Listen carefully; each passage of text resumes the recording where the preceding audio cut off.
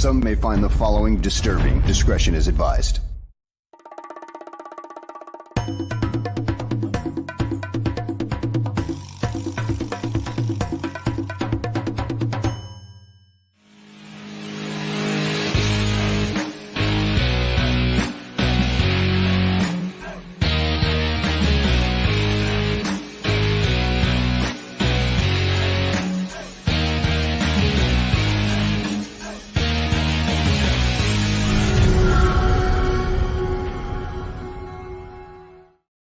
Welcome, everyone, to a fresh edition of GTF Gabriel Talks Football. My name is Aldo Gandia. Quick programming notes. Tonight, bare their souls with Dan Aguirre and myself. 2.5 hours of raucous fart jokes and Justin Fields talk and all that nonsense. And then tomorrow, it's Bar Down Hockey Talk at 2 p.m., Mac and Reed at 6 p.m., and no Buffon 55 this week as John is taking the week off. Let me bring in the star of the hour, the man that we all know and love, Greg Gabriel. Greg, how are you? I'm getting there. Feeling a little better, huh? Yeah, I feel a little better. Yeah. Do I sound any better? I don't know. You look better. I know you're on a different computer. You look and sound better, so everything's working well for you. I hope. Okay. Hey, well, I woke up this morning. That's all that matters. That's right. Every time I wake up, it's a surprise. Whoa! I made it. I'll be honest. There's a couple days, a little over a week ago, and I'm wondering when I go to bed, am I going to be there in the morning? And I'm not lying, but you know. Yeah, you mentioned that to me. I was really worried, and Don and I said some prayers, and so we're glad to hear you feeling a little better and more work to be done over at the doctor's office, but you're on the road to feeling better. Yeah. That's awesome. We'll see. Yeah. Well, how did you feel after the game last night? Were you feeling better or worse? Excuse me. That'll choke him up. Shit. That, you know, you're supposed to feel good. Mm-hmm. No, I almost felt like it was a loss. Mm-hmm. And that was a game that was, for the most part, totally dominated by the Bears on the defensive side of the ball. Yes. Mm-hmm. And the offense couldn't do anything. And I don't blame one offensive player. That was, and I had a text conversation with a guy who knows what the hell he's talking about. And we both agree. That might have been the worst called game we ever saw. Yeah. Ever, in my whole life. Mm-hmm. And, just, it was pathetic. And, I'd love to go back through the tape and see how many bubble screens or quick screens that he threw. Guarantee it's in double digits. Yes, it's. I think Next Gen Stats said there was 14 of them. Yeah, well, that's ridiculous, especially when the opponents know that's what you're going to do. Mm-hmm. It's a favorite, and they know how to stop it. It's a wasted play. Yeah, one or two. They start the game with one, for Christ's sake. Which is like, Jesus Christ, what the hell is he doing? But I mean, I'm usually kind of quiet on X during games, and I don't know if you saw my feed last night. I did. I was pissed, and there's no excuse for it. People want to evaluate Justin Fields, and granted, he had the 2 fumbles. And I'll say this: those were damn good hits that caused those fumbles. Mm-hmm. I mean, the best ball carrier in the world might have fumbled on both of those hits, but that's no excuse. He still fumbled. But the play calling, you're not giving that poor guy a chance to show what he can do. There was no aggressiveness in the play calling. When you're playing a defense that constantly pressures, you've got to have plays that counteract that. And a lot of it is not screens, but some quick passes, quick outs, quick slants, and then a lot of hot read passes. because when you got a blitzer coming in, that leaves an opening. Right. And, and you got the hot read, the receiver goes to the hot read, you get the ball out of your hand, boom, you got 6-7 yards. You take it. Was there one? I don't think so. I'm starting to think, is there one in the freaking playbook where the receivers got to make a hot? And Louis Reddick, who's a good friend, we worked together in Philly, and I've known him since he was at Pitt. He said the same thing. He had a post last night on X. He goes, "Do the Bears know what a hot read is?" And it's crazy, and so that's what makes the win kind of deflating. Because should have been minimum 17-point win, minimum, if there was any kind of offense. And I'll be honest, I didn't think Justin played bad. That could, throw out the first Minnesota game, where I didn't think he was that good. And now when you go back and you put both Minnesota games together, it might not have been his fault. He's actually played good now in his last, 6 games. You say you're going to draft a quarterback. Well, you look at the two quarterbacks, and I had a big grade on Caleb Williams and Drake May, but both of those guys have been very mediocre to finish the season. So, we say, well, why would I take one of these guys? Are they any better than Fields? And if you go back to when they were in college, who was the better college player? Yeah, Fields. Darn right he was. Well, I got to tell you, Fields was statistically taking a look at the box score here, which I had and lost, and here it is again. 27 out of 37 for 217 yards. He took 3 sacks. He had a QBR of 41.9, whatever that means, and 87.3 Q rating. And he also rushed for 59 yards. Problem that I have with Justin's performance yesterday, and I totally get it. I totally agree with you and others, tons of people in the chat room criticizing the play calling of Luke Getsy. He didn't give Fields much of an opportunity to get things going.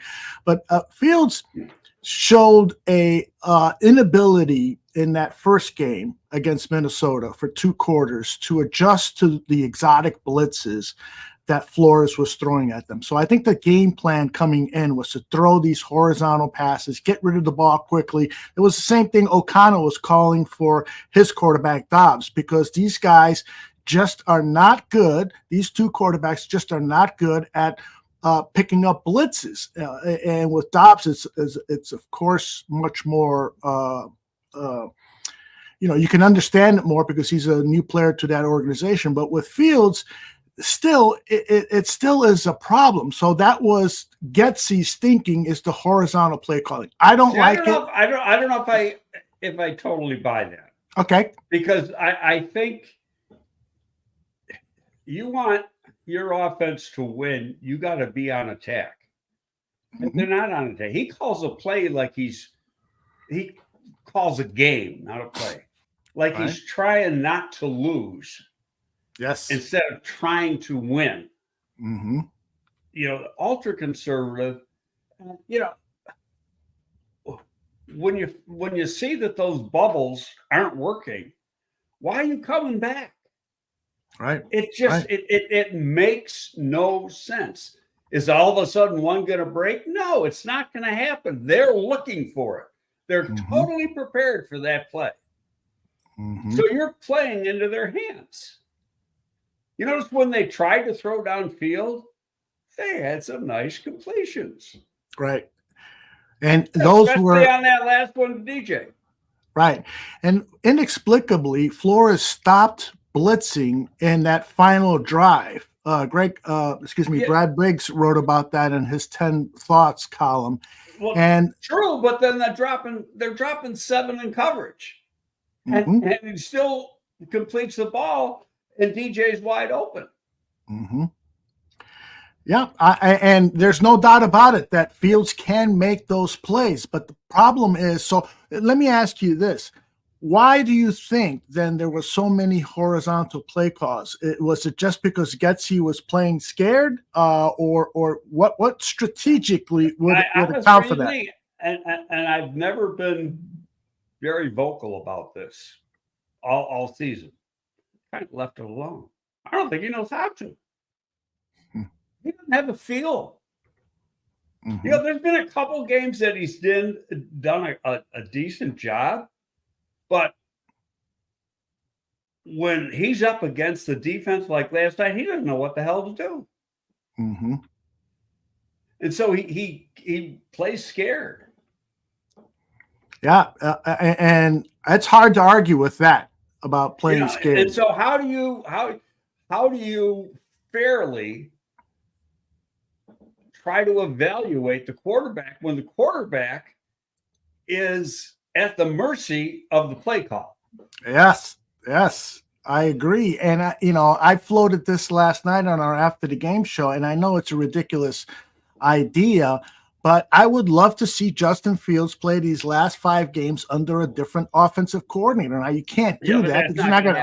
That's not going to happen. But boy, wouldn't it be cool if they had somebody step in for Getsy, and then all of a sudden you see play calling that are more suited for Justin Fields' talents and also challenge him, so that the only way you could do that is you keep the same system and you call different plays. You can't change the system hell, it would take the rest of the season to learn the damn thing. Yeah. Exactly. So you just can't do it. So, there was somebody I had a Twitter conversation with last night, and she said that, they should just make Janako the OC. And I said, what? Maybe he could do a better job, but he's never called a play in his life. How do you know he's going to do any better? You can't fire somebody unless you got somebody to replace him. I totally agree. And there is no one on the staff. If you don't have that, then you're throwing in the towel. When you make the firing, you're throwing in the towel. Laz asked, how the hell did Getsy interview well? Who's to blame him? Who's to blame, him or who hired him? Well, I do know this, Greg, that Matt Eberflus, when he interviewed for the job, he said, I have known this guy, Luke Getsy, for years. He and I have talked to one another, and he presents a really interesting way of how to attack defenses. So Eberflus brought him in. Well, Flus is on record, and I tell you, Pep came in to interview, and Pep knew he wasn't going to get the job because Flus was adamant that he wanted that Green Bay, LA Rams, San Francisco, Kyle Shanahan offense, because he feels that it's one of the toughest offenses to defense. Okay, that might be true. But it's not the scheme. The scheme is a good scheme. It's been proven to be a good scheme. But you've got to have a guy who's calling the plays and designing it, because everybody, makes their own take or takes, of designing the plays within the system. Terminology is the same, but it's not, exactly the same from team A to team B. And the way you attack a defense, you have to attack a defense. You don't want the defense to dictate to you. And that's what he's letting happen. And again, I have not been vocal about this. I've kept my mouth shut. Just yesterday, after watching last night and during the game, I got vocal because it was like, this game is there for the taking. Just like 3 other games this year, they were there for the taking, and they didn't win because of one person, and that person doesn't play. Yeah, interesting take.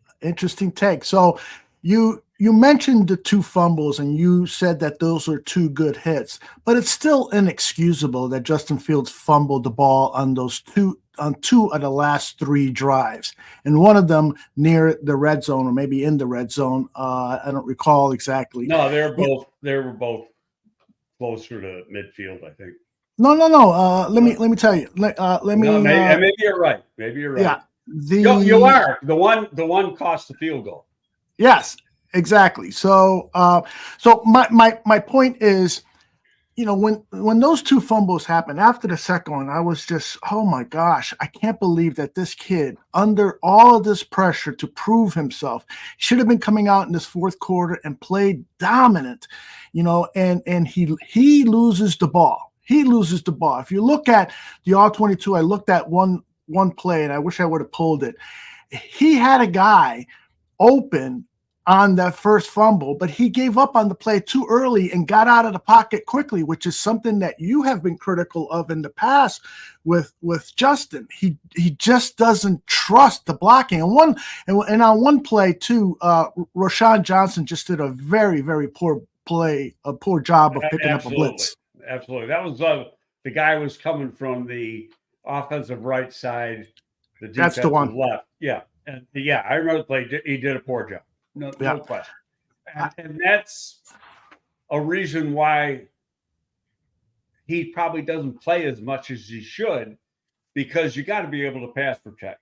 Man. And the best pass protector they had now plays for the Detroit Lions and Monty. I think they got some better runners here than Monty, but that subbitch could pass protect now. Yeah, and that's important. You got to have a guy. And after the bye, Foreman will be back, and that'll help. Because he's a damn good back. I mean, we talked about it when they got him. For the amount of money they paid him, they stole him. Yeah. Greg, did it cross your mind at all that perhaps there would have been a press conference today and there would have been an announcement that Matt Eberflus was being fired? Or do you think that win saved his job for these last 5 games, these last 6 weeks of the regular season? I'll go back to what I said a minute ago. Who are you going to replace him with? Who on this staff are you going to make an interim head coach? Let me throw out a couple of ideas. John Hoke or Dave Borgonzi.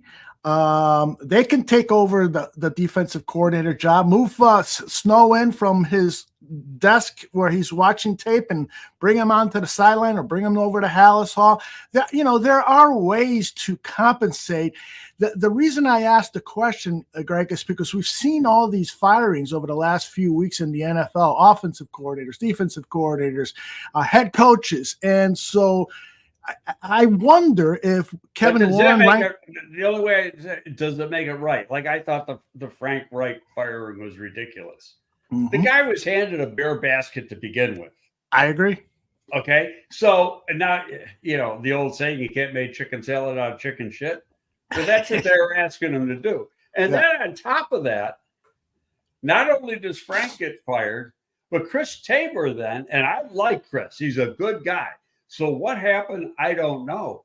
Chris turns around and fires Deuce Staley, who isn't a good coach. He is a great coach. And one of the most highly respected assistants in the game. Name's been brought up for head coaching jobs, even though he's never been a coordinator. I have worked with him just 1 year, and that was the 2012 year. I was like, wow, is this guy? I mean, I want him on my staff in a second. And the only thing I can come up with is Deuce didn't have a whole lot of respect for Tabor or something, and Tabor knew it. And I'm throwing that out. I don't know what the reason is. But now they've had basically the coordinator still there, but Reich, for all was really the coordinator. The 3 best offensive coaches are gone. So, and this guy thinks, this owner, and did you hear his press conference? No, I did not. Oh my God. It was just, about an hour ago. Okay. It was like, he has no clue what he's freaking saying. Oh my gosh. I got a friend that writes in Charlotte, and I was going to text him, and I'll do it when we get on the show. But that was almost an embarrassment, listening to him. And somebody said, do you think you'll be able to get out, get a good coach? And of course. Well, the fact is, he's had 6 coaches in 6 years. Who is going to go there? These guys want to have a career. They don't want to go for a year and get fired. Right. I did read a quote from Tepper saying, he was asked what he's looking for in a head coach. He said, "I want somebody who will read my eulogy in 30 years. Oh, yeah, make it 40 years. He said that, and I was like, what a fucking idiot. This guy a billionaire. Yeah, some people become billionaires purely by luck, I'll tell you. And I've had a lot of bad luck. He is a perfect example. The old saying, owners own, coaches coach, scouts scout. Mm-hmm. He's a perfect example of that. Own the team, sit in the corner, and shut the fuck up. Thank you. Am I riled up today or what? Jeez. I think you are a bit. I've got a couple of questions here from Hank and JPN. Keep firing away, and then we'll get to our Q&A segment in just a few minutes. There was one that said Fields could go. And I was critical of Fields. Yes. I do not believe that anymore. Mm-hmm. I believe that Fields deserves somebody good to work with. And I'm not talking players. I'm talking coaches. I get you. So are you sensing that there is not much of a future for at least the OC after this season? Yes. I think there's no chance that he survives. Mm-hmm. There's a theory going around, and it's a stupid thing that Albert Breer just made up. And you tweeted. I wrote about it in Windy City yesterday. Yes, I saw that. And I basically said there's a lot of these national guys. Really, they don't have time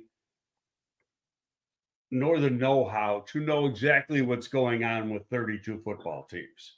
Mm-hmm. So he puts out this thing, and basically it was a hypothetical theory on his part that, Kevin Warren's going to be more involved in football decisions. And I tried to explain that in my article. He already is involved. He's mm-hmm. president of the team. Okay. What it means is he doesn't make the decisions. He puts his blessing on the decisions. Right. Okay. And he listens. And if he says, well, I don't know if that's a good idea, he's going to say that. Mm-hmm. That's his job because he is president of the franchise. Right. Okay. Now, some of the stuff is contractual. And so, generally speaking, the general manager in his contract mm-hmm. has the right to hire and fire a coach. Now, sometimes he's got the right to hire, but not necessarily fire. Mm-hmm. The ultimate guy in the firing process is the owner. And it's not that the owner does the firing. Again, the owner's got to sign off on it. It's his team, so, mm-hmm. I mean, he has that right. So in other words, if you said, if Poles goes to Kevin, because Kevin's is, you got a chain of command, mm-hmm. and he goes, we got to make a change. And then you have a meeting of the minds between Kevin Poles and George, and George has got to sign off on it, but Poles is going to be the guy who actually does it. Gotcha. So, but people, of course, they see something and they think, well, Kevin's going to do this, and this. No, he's not. He's going to do what he's supposed to be doing. Run the whole organization. Mm-hmm. So I feel like there's no chance that Warren is going to want to fire everyone at House Hall and bring in his own GM, and then they'll pick a coach. I don't think there's a chance in hell that Ryan Poles gets fired. Yeah, that's what I'd be wrong, obviously. But I just think the chance is probably 1 in a million. Mm-hmm. Ryan Poles has done a good job in bringing in players. Has he made some mistakes? Of course he has. There's not one GM in the business who hasn't made a mistake. And perhaps the biggest mistake he's made was in was in his selection of Matt Eberflus as the head coach. Would you agree with that? I would agree with that. And I mentioned, I might have been in an article last week. Was it really his decision? Mm-hmm. Mm-hmm. You know, just like John Fox was not Ryan Pace's decision. Yeah, yeah. Okay. And so, you know, rookie GM, this is the guy we think you should hire. And Ryan's gonna, you know, be a team guy here and sign it. Now again, I'm throwing a dart at the wall. I admit it. Could it have been his favorite? Yeah. But could he have been pushed to that favorite? If you know what I mean. You know, just, absolutely. And so personally, I think, you know, the best guy that they had in the finalist group was Dan Quinn. Okay, now the best thing that happened to Dan Quinn was not getting the job and continue to run a great defense in Dallas, because now he is head and shoulders above any other candidate in the league for a head coaching job. You know, so he's going to be able to pretty much pick and choose. Mm-hmm. And to be honest with you, I think the candidates overall leave a little bit to be desired. Yeah. I can't, you know, your buddy Mike North loves Harbaugh. I wouldn't hire Harbaugh if he's the last goddamn coach in the world. I'm with you. You know, first of all, like he's weird. He's wacky. His sideline antics are juvenile. You know, yeah, he was successful in San Francisco. It was also 10 years ago, and the game has changed in 10 years. And yes, he puts a good product out on the field at Michigan, but that isn't the NFL. Right. And don't forget, he was like 0-6 against Ohio State before he finally freaking beat them. Because he started stealing signals. Exactly. You know, he had to cheat to win. Yes, exactly. And don't think for a second that isn't a big part of the wins. When you know what the other team's going to do on every freaking play, I mean, come on. Yeah. The other issue with Harbaugh is his success at San Francisco. A lot of that came because of Vic Fangio's defenses, and they had so much talent on defense. Not to say that Harbaugh didn't do some innovative things with Kaepernick. That was evidence in that primetime game against the Chicago Bears when Kaepernick ran up and down on the Chicago Bears defense. But Fangio deserves a lot of credit for the success of that team, just like he deserves success in 2018 when the Bears made the playoffs behind his defense. Absolutely. Yeah. You know, so it wasn't all good, but I know this, and this is fact.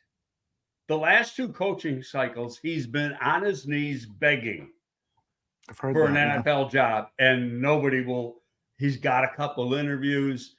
You know, he was supposedly, according to the media, and from what I hear, that was his media, his guys pushing the thing. You know, you're supposed to have a locked job in Minnesota that O'Connell got. And he never really did. He never had it.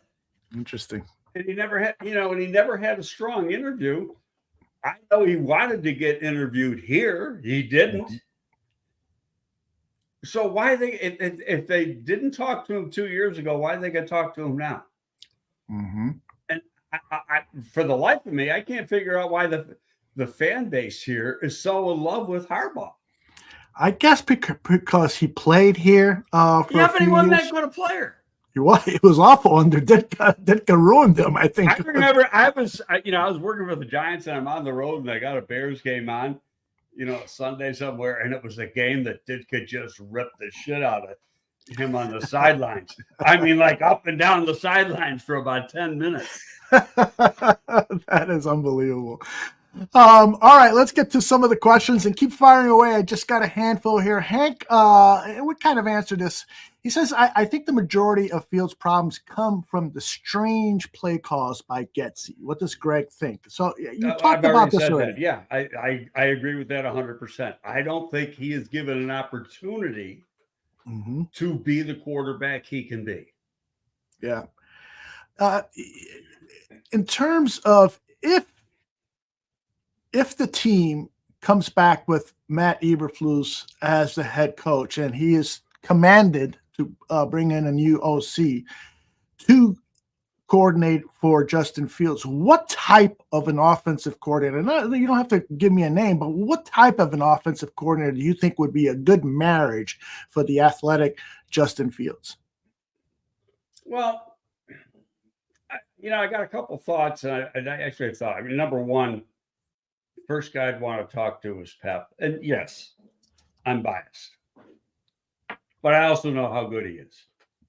Okay, there's a guy in college that has worked in the league, been a coordinator in the league, but didn't call plays, but he's called plays in college. And he's worked in the system, Liam Cohen, who is currently at Kentucky. Okay, Cohen was the quarterback coach for the Rams. And then he went from the Rams to Kentucky and was the OC. And that's when, their quarterback who got drafted last year had his great junior year or sophomore year. And then he wasn't as good the following year, but Liam wasn't there. 2022, Liam was back with the Rams as the OC. But we all know that the OC there is OC in name only. Okay. Because of the head coach. It's the head coach's offense. He calls the plays. So after one more year at the Rams with the title of OC, he goes back to Kentucky. This year, he has to have a brand new quarterback, and they, have a pretty good season again. But he would come in and pretty much play the same system. He's got to run it a lot differently. And so from that standpoint, you're already putting the players in position that they already know what the hell they're doing. The terminology is the same. Yeah, plays might be drawn up a little bit different. The plays are going to be called a lot different. But the turnover or the change, the time it takes to change is very, very minimal because it's pretty much the same system. And so those are right now my two best names. As far as head coach, Quinn, I got at the top of the list. A lot of people, are pushing this guy at Detroit, the OC. Well, if you look at Detroit the last couple of weeks, they've stunk. They should have lost to us. They did lose on Thanksgiving. And they've looked very average. He's a first-time offensive coordinator. Excuse me. Does he have enough experience to be a head coach? No, I don't think that's a concern. Okay, there's another name that's getting a lot of play lately, and that's Bobby Slowick, who's the OC with Houston, and he's done a great job with CJ Stroud. Slowick's a first-year coordinator, play caller, etc. Came from San Francisco. And so again, do you trust, not saying that they could be great, but they still just don't have that experience factor that moves the needle, at least for me. Right. What do you think of J2K asked this question of the Dolphins head coach? Do you like his style of coaching? Because it seems like he's kind of the new breed of coaches. You want somebody who relates to players, who is a very creative, maybe even a little quirky. You don't worry, that he doesn't look like the traditional head coach on the sidelines. He's wearing weird looking pants. Remember we talked about him a few years ago, and he said it looked like the mad scientist up in the back. Yes. The more you see of him, the more likable he is. Mm-hmm. But here's the reality: is he's the head coach of the offense. Mm-hmm. Vic Fangio is the head coach of the defense. Yes. And so you got a pretty good marriage there. Mm-hmm. And he is very, very innovative. Mm-hmm. He was never a play caller because Shanahan called the plays. Right. But he worked for Shanahan for a long time. Mm-hmm. It's not like he was at San Francisco for a year or two. Yeah. Now, I'd have to go back and look at Slowick's bio and see, mm-hmm. I know his dad was in the league for a long time. See how long, exactly what he's been doing.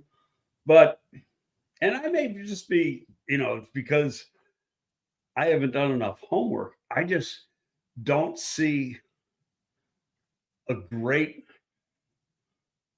list of candidates right now. There might mm-hmm. be. Yeah. Starting. Yeah. I just, like the year Nagy got hired, there was a pretty darn good list.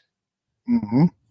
And right now, I don't think you can say the same thing, but that's my opinion, and people may disagree. Yeah. I made a mistake. J2K was referring to Mike McDonald, who is with the Ravens. He's the coordinator of the Ravens. You know anything about him? Well, he's a first-year guy. Okay. DC, I was looking at OC. The second-year DC with the Ravens, he was actually Harbaugh's DC, the other Harbaugh, Jim Harbaugh, at Michigan. The brothers did a swap, which they've done a lot. It's like Jim Harbaugh or John Harbaugh says, I got a pretty good coach here. I need him, and I think he can be a coordinator. Mm-hmm. But I'm not sure exactly what he can do. I'll send him to my brother. He could be the coordinator at Michigan for a year. If he does a good job, I'm going to bring him back. And they really do that. Those two do that. They've done it several times. Mm-hmm. And it works pretty good. And speaking of Harbaugh's, I'd hire his brother in a second and a half. John Harbaugh? He's one of the best coaches in the NFL for the last 10, 15 years. His brother, didn't get all the genes that daddy had. Here's my concern about this whole coaching situation, and it's going to be a hot topic for the next several weeks, is, let's say you keep Eberflus. Who the hell is going to want to come in here as the offensive coordinator, knowing that Eberflus could potentially be fired in 2024 if he has a losing record? That is a great question. But there will be people that some guy may take it and say, I can do such a good job on offense, I'll get the head job when it's over. Mm-hmm. They'll have that confidence in themselves. Yeah, absolutely. I get that. Yeah. And so I get exactly what you're saying. I don't think it would be that difficult. And then you get into the money part, and money talks too. Mm-hmm. Especially if he's going to get a couple $1 million to be a coordinator in the NFL versus what's he making now. And you're going to get a minimum of a 3-year contract. So, yeah, even if you get fired, you're getting paid for 3 years. Yeah. So. And so, that also begs the question is, and we talked about this briefly, is that could be the motivation for Kevin Warren and or Ryan Poles to say, let's start this whole thing over. New head coach, new offensive coordinator, new defensive coordinator, and maybe even a new quarterback. Because what what coach would want to come in and say, yeah, I'll take care of Justin Fields with that pressure that he's got 1 year to turn Justin Fields into a legitimate NFL franchise quarterback? Well, you can draft a quarterback, just not do it with a high first pick. Danny Shimon said that yesterday. It's a good point. Okay, Great so point. And take one of those big guys, because if you take one of those big guys, you're handing in the keys to the ship, or the car or whatever. And so,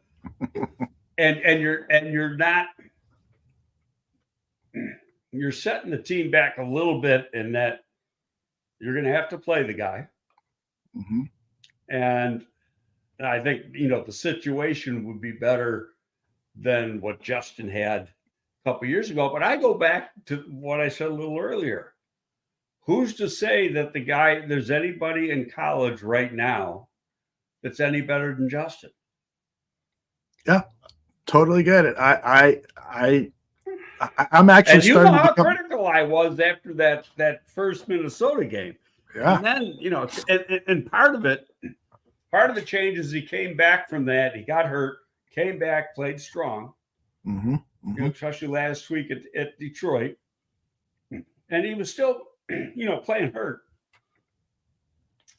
And then there was troubles at Minnesota. And now that I see it both times, trouble with Minnesota, I don't think it was Minnesota blitzing. I think it's the play calling. Yeah.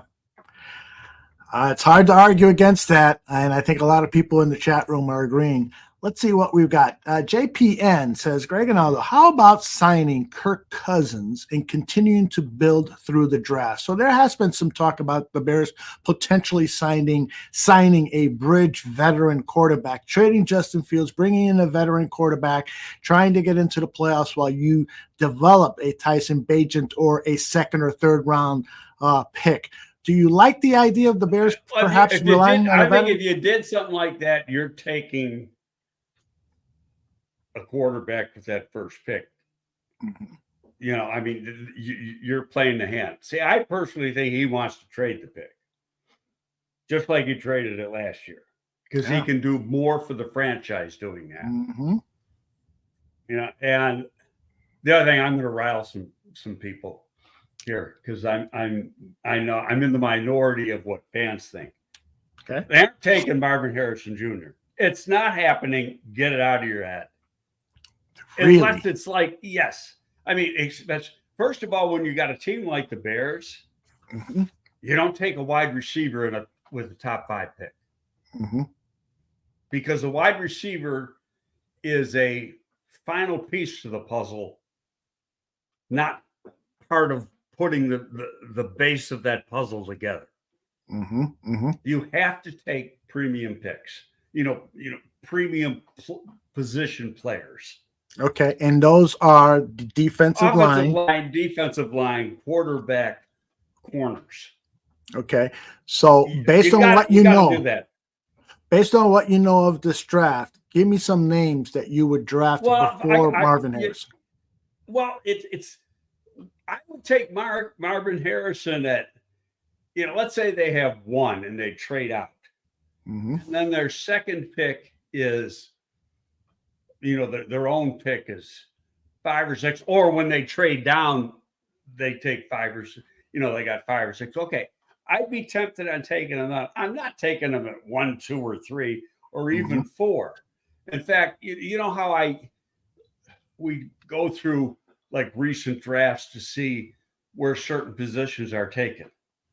Okay. Well, the highest wide receiver taken in 10 years is Chase at Cincinnati, and he went at 5 in 2021. Before that, the highest was Sammy Watkins at 4 in like 2013 or 2014. And Doug Whaley, who took him, got fired for taking him. Because Whaley thought he was a difference maker, and he wasn't a difference maker. He just turned out to be a very average pro.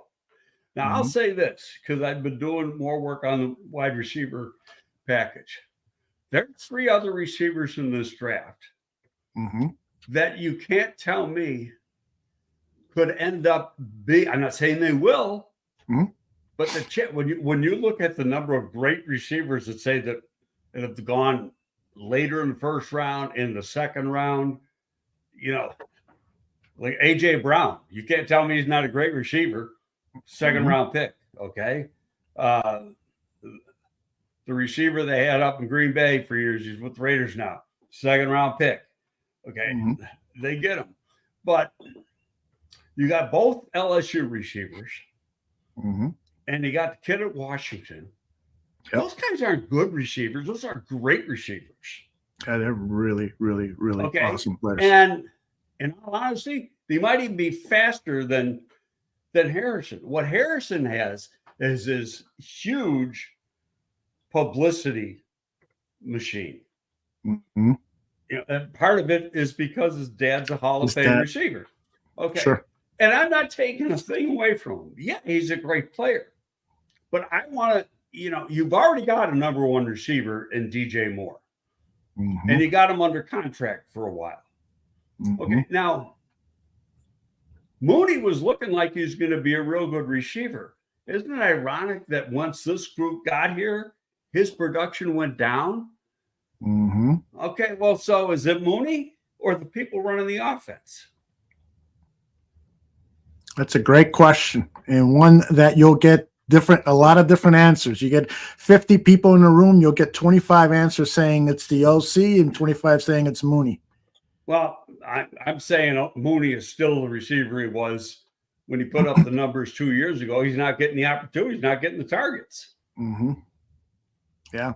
So, and DJ has, lived up to the trade. He's got 70 receptions, already got 1,000 yards, probably going to have his best overall year as a pro. So he is your number one.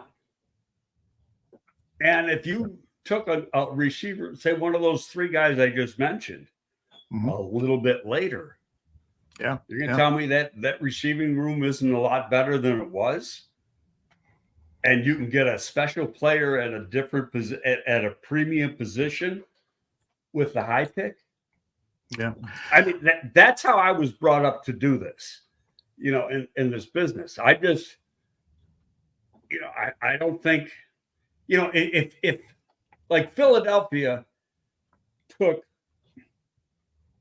Javonte Smith at six or seven. They traded up to do so. And he was like, they had already just gotten, I think, AJ Brown, or they got him last year. But it was like, okay, this is the difference maker. We need to be a lot better. Okay, that's when you use that kind of pick.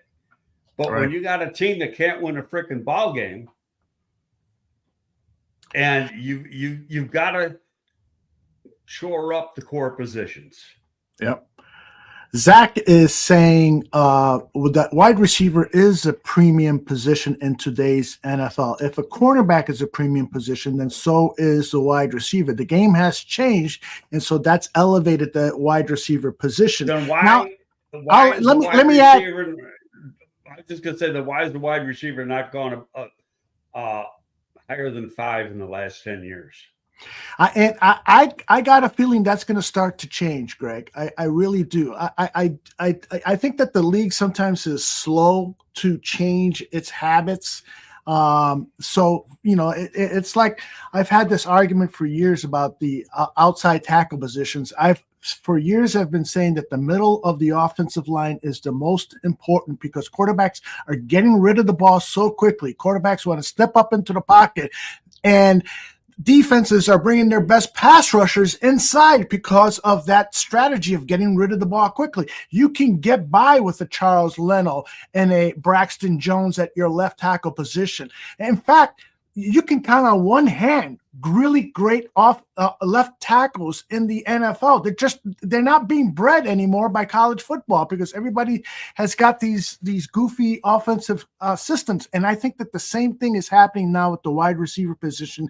You might see Marvin Harrison pick before both of these quarterbacks. I don't believe that's going to happen because the quarterback is the premium position.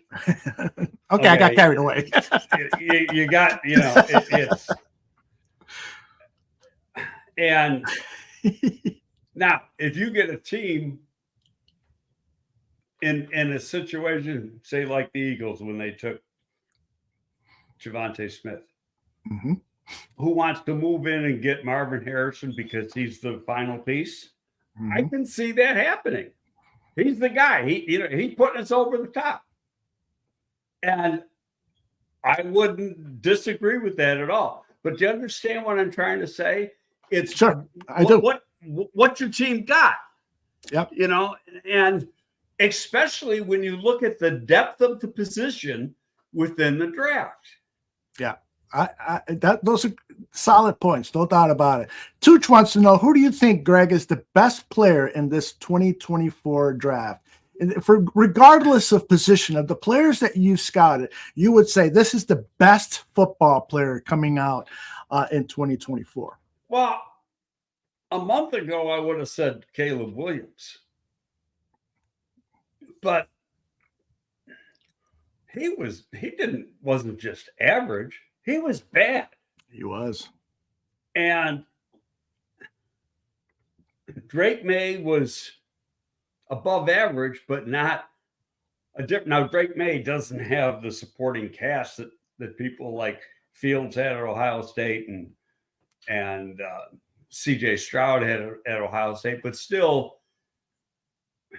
he's been a little shaky himself with why is my dog? Oh, he's in the room. No, he's not in the room because I forgot to bring him in.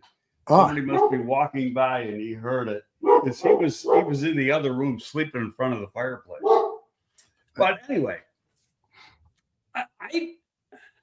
honestly, I haven't done it yet. Cleaning ladies are here. Hold on a second. Let me let him in. Take your time. Talk. Okay. No problem. That's oh darn it, I forgot his name. Greg's dog is a huge, beautiful dog, and he sounds like one of the 85 Bears, the Junkyard Dogs. Remember, you old timers remember that, the Junkyard Dogs and Bears defense. He's a great, great dog. I visited over at Greg's house, and he's just a sweetheart of a dog. But one bad move, I know he would have chopped my arm off. Gatsy is running plays in Greg's yard.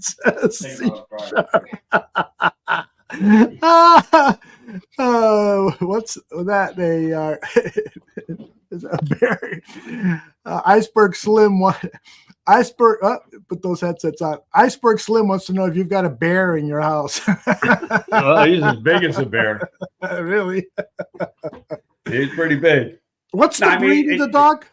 It's called Mutt. No, but he's got, when we did the DNA, he's got Mastiff in him and Rottweiler and a beautiful light brown coat. He looks like a lab. He looks like a giant lab. Yeah. Here's, if you picture his body, now his head is a lot different because he's got Cocker Spaniel in him. And I'd love to see how that is. You got some big monster dog and then Cocker Spaniel. Oh, my God. So he's got. I'm not sure I want to see that. He's got a smaller head. But he's got, remember the movie Turner and Hooch with Tom Hanks? Tom Hanks, yeah. Okay. From the neck down, he's Hooch. That's right. He is big and solid. I mean, he's 100 pounds. He is strong. When you take him for a walk and he decides he wants to pull, to go get a squirrel or something, yeah, it's all over. Better wear roller skates. All right, where were we? You were on a point here, and I've forgotten what it was. No, I haven't. I really haven't put. Said, okay, this guy's number one, this guy's number two now, because it's changed. And I had a discussion with a doctor friend of mine because when you look at his play, a top 5 player is Latu at UCLA. And, you have the neck issue. Right. And, so the conversation we were having is he's played 2 years without incidents. The doctors at Washington, when he first had this injury in 2020, spring of 20, did not pass him. So he didn't play in 20, didn't play in 21. Played in the spring of 21, or actually it was spring of 22, missed the 21 fall. Goes to UCLA, has been dominant the last 2 years. Double-digit sacks last year, double-digit sacks this year. I didn't see what the final count is on this year because I didn't see what he did on this past Saturday, but he had 13 sacks going into last week. Just on play, he's a top 5 player and the best pass rusher in this draft. But he's got that injury. So the conversation we had is, well, what was the injury? And I've done a lot of research, cannot find exactly what not the injury, what the surgery was. Okay. Did he just have a fusion in his neck? And if that's the case, that's not a big deal. There's a lot of guys playing with that. But if it's something worse than that, or it hadn't been totally rectified, supposedly from the reading I did, the Washington doctors didn't pass him because 6 months after surgery was up, then he still had numbness. Okay, so, but the inverse of that is you say, okay, he's played in 22 and 23, hasn't missed a game, and been a dominant player. And it's not like he's just playing, 25 or 30% of the game. He's probably playing 65% of the snaps because everybody does some sort of rotation, maybe even 70%. He's obviously been involved in big collisions, hasn't missed any time whatsoever. And that, with a lot of teams, is a huge consideration. You're going to say, okay, he hasn't played. Now we both agreed when I had this conversation that the MRI is going to play into it. And then number 2, most teams, he said there'll probably be a spine specialist there, and he'll give his opinion. But most teams, especially if they're interested in the guy, will have their own guy look at him, and not necessarily at the combine, but later. If in fact they think it's worth having, if they see the MRI at the combine and the doctors look at it and go, he's fine. We don't see a problem. Then it's not. But I think once we get to the combine, that is the biggest story. Now, when a team's doctors wants to do a follow-up, they're not going to take another MRI, because then the poor guy would be taking 4 or 5 MRIs of teams that are interested. Does the one MRI. Yeah, so he does one MRI. He'll do that, like you get off the bus and get an MRI. I mean, it'll be done right away. Yeah. And they do that with players. If they know there's certain X-rays or MRIs that have to be taken, they do them right away as soon as the kid gets there. Right. And then those are shared with all the teams. All 32 teams get them. Okay, now they all interpret them differently. That's the key, right? Right. I mean, you could theoretically have 16 teams say he's good and 16 teams say nope. But I'll reiterate, I know with a lot of teams, and I know when I worked here with the Bears, one of the big points was, has he played? Has he missed time? And in this case, he's played 2 years and hasn't missed any time.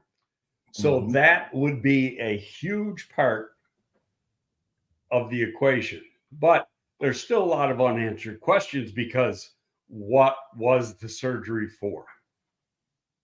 Yeah, exactly. Yeah, a lot of questions. Okay, let's get to some of these questions. Segue there. I've got about 8 of them. D. Staron says, I like Flus calling the defense. Reminds me of the Buddy Ryan situation. It's slightly different because Buddy wasn't the head coach with the Chicago Bears, but there is no arguing here that this defense has been much, much better for 2 reasons. Eberflus calling the plays and the acquisition of Montez Sweat. This is now one of the top 10 defenses in the NFL. You agree with that? I don't know if it's one of the top 10, but it's pretty damn good. Yeah, they really are. On top of that, they're healthy for the most part. And just to bitch a little bit about the officials last night. Yeah, because that's enough. A lot of questions on that. Call on Kyler Gordon on that deep play. Bullshit. Yep. That was not an interference. And I tweeted right after. I go 9 times out of 10 that call never happens. Unbelievable. His head turned, his hand going. There's not a corner in the league who isn't grabbing at the one hand as they're going up. It happens every freaking pass play. And it's not, so they were just being nitpicky on a young corner in that case. That's my opinion. I thought the roughing the passer call on Gravon Dexter was a BS call. Yeah, I agree with that too. I mean, how can he stop from putting some weight? They're saying it's because he landed on it with the he should have tried to twist his body a little bit as they were going down, and then there wouldn't have been a call. That's can't do that. Well, theoretically, you probably can. You got to be thinking fast, and a veteran probably would do that, and a rookie not. But speaking of Gravon Dexter, that dude's coming out. He is outstanding player. He's becoming a really good player. Only going to get better. The only complaint I got with Flus's defense, and it's just. He seldom likes to pressure. Right. And pressuring is becoming a bigger part of today's game where, the Bears blitz percentage is probably in the bottom 5 of the league where, like Minnesota's in the top 3 of the league.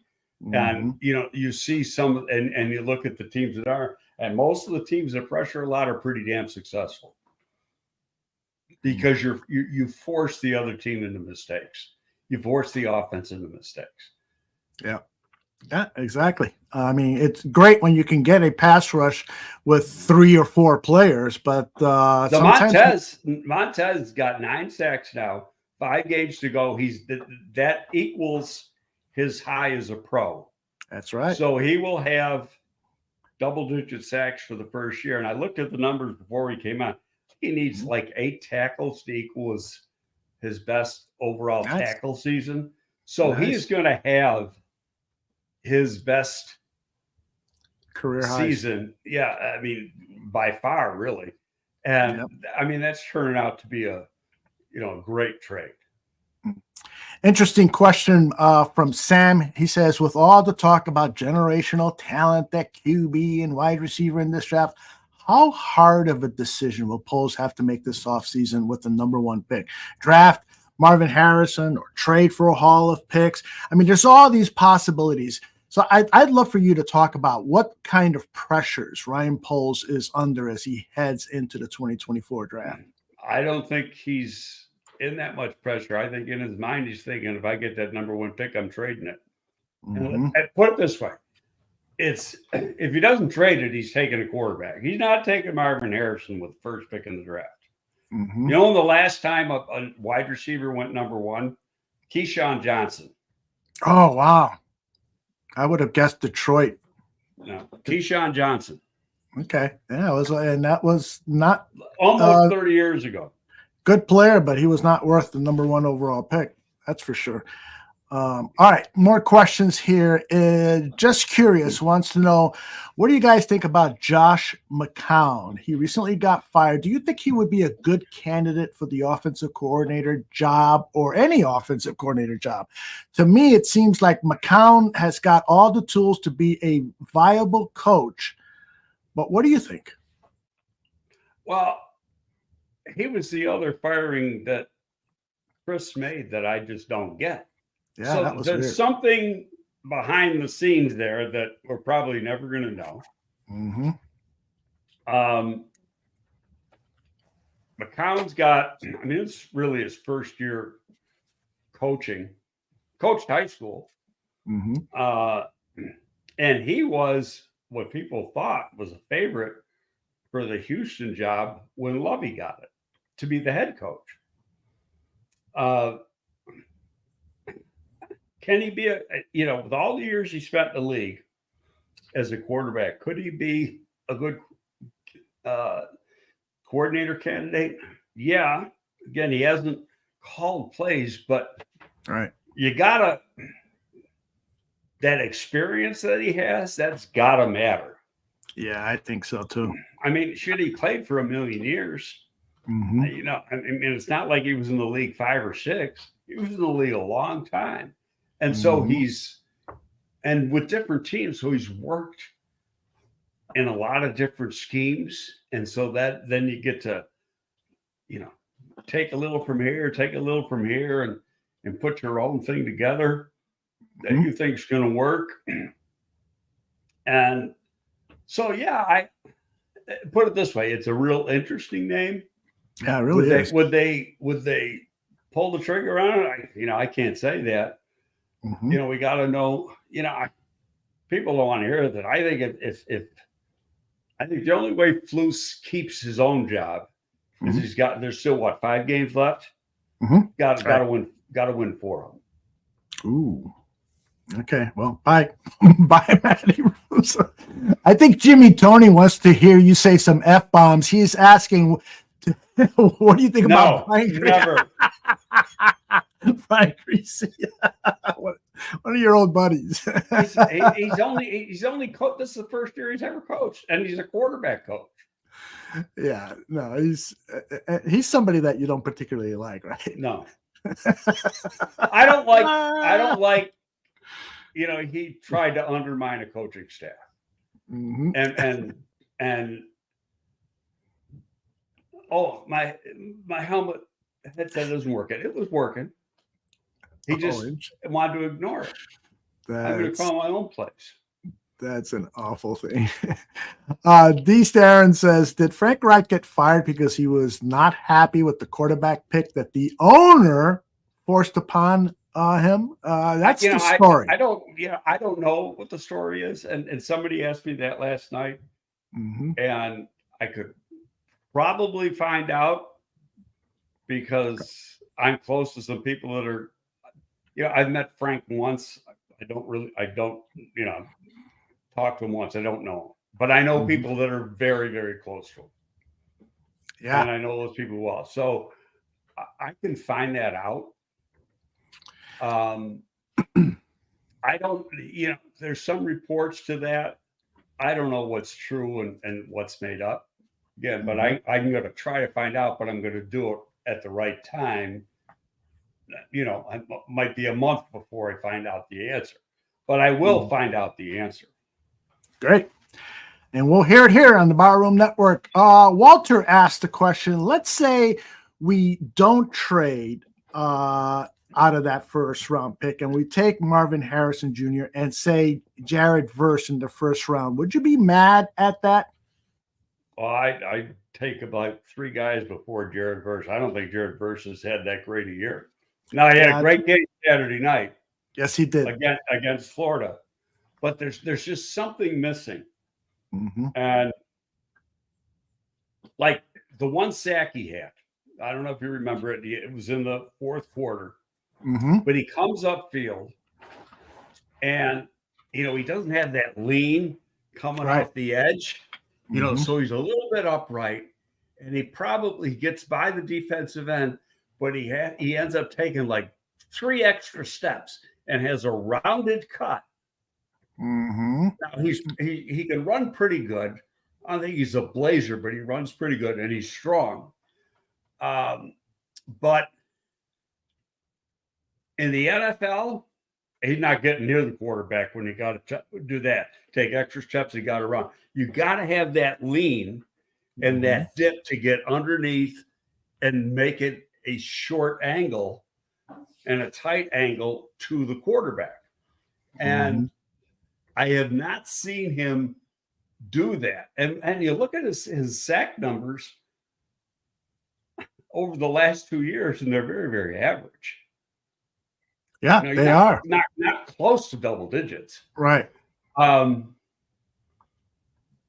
Right now, Latu, we talked about, Chop Robinson from Penn State. I'd take both of those guys over him. Oh, okay. Interesting. Chop Robinson is an interesting candidate. Isn't he a bit undersized for what the Bears run? I think he's about 250, but he can but he can run, and he's got a great motor.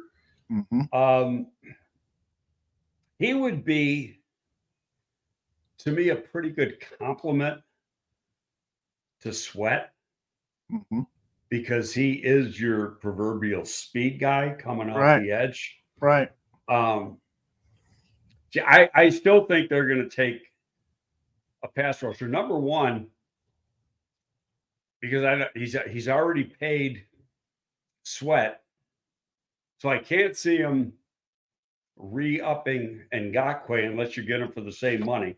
I agree. Right. Okay. And so... But from a cap purpose, it makes a lot more sense to get a rookie in that position and build from there. And again, I've said it 1,000 times. It's the only position of the key positions that he hasn't drafted yet. All right. Braylon Trice, J2K wanted to know your thoughts on Braylon Trice. I love them coming in. And he hasn't had, it's been like Verse. He's been kind of disappointing this year. And I haven't looked at late tape. Yeah. I thought he'd be like a 12, 13, like Latu, 12, 13 sacks this year. And I think he might have, now they got the championship game this week, but I think he's at around a half a dozen. And it's like he didn't get one until game 5. It's like, and they played some dirtball teams early. So, what was going on? Because last year's tape, it was like, wow, that guy was something to look at. And that's got to be part of the equation too. You got to look at last year's tape too, but you got to say, absolutely, why did he get off to such a slow start? Yeah, I know he has played better of late. We got a couple of questions here on the Ohio State defensive end. JT Tuyamoa, not a fan. Tell us why. He's only been productive. He's not productive game after game after game. He's a better run defender than he is a pass rusher. He got all his publicity for one game, Penn State, a year ago. He has a couple sacks, an interception, and a caused fumble. He's all world. But watch every game. And look at, I don't have the stat down. Here's another guy that's got 5 sacks. Right. Okay, and I had this conversation with Poles last year. We were talking about different guys. Yeah, that's what you do. You take a sack guy who doesn't get sacks. That's a problem. If you're gonna take a pass rusher, you better have some freaking production. I know Tim Willis is a huge fan of Howard Cross. Tim and Jeff Willis do the Willis Twin Towers podcast on Fridays. Love Howard Cross. Of course, you're a Howard Cross fan. Well, yeah, his dad was with us at the Giants, and so I know he's got. Now Howard isn't very big, right? Probably 6 feet tall. Yeah, 280, 285 pounds. He is strong as an ox. I think he's gonna, for a 6-foot guy, he's gonna have pretty good arm length. And he's got a great motor and advanced hand use for a college guy. Early day 3 is where I'm placing him. You think probably because of size? Right. His tape, throw out the measurables. His tape says day 2 every day of the week. Yeah. But he's going to be 6 foot, 280, 285. I think he's going to run pretty good. Mm-hmm. Now, that kid from Pitt last year, he went in the first round. Mm-hmm. And he's a little guy. Yep. Switching subjects here, Laval Nichols wants to know, what do you think about Ron Rivera? If he becomes available as a head coach, would you entertain interviewing him for the head coach job? I love Ron, but bottom line is he's failed as a head coach of 2 franchises. Mm-hmm. Yeah, he got to the Super Bowl at Carolina. Right.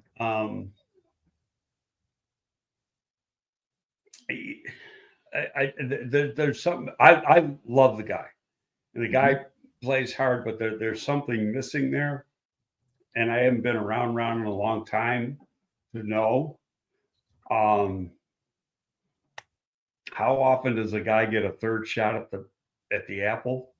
That's tough. Yeah, I hire him as a DC in a heartbeat. Mm-hmm.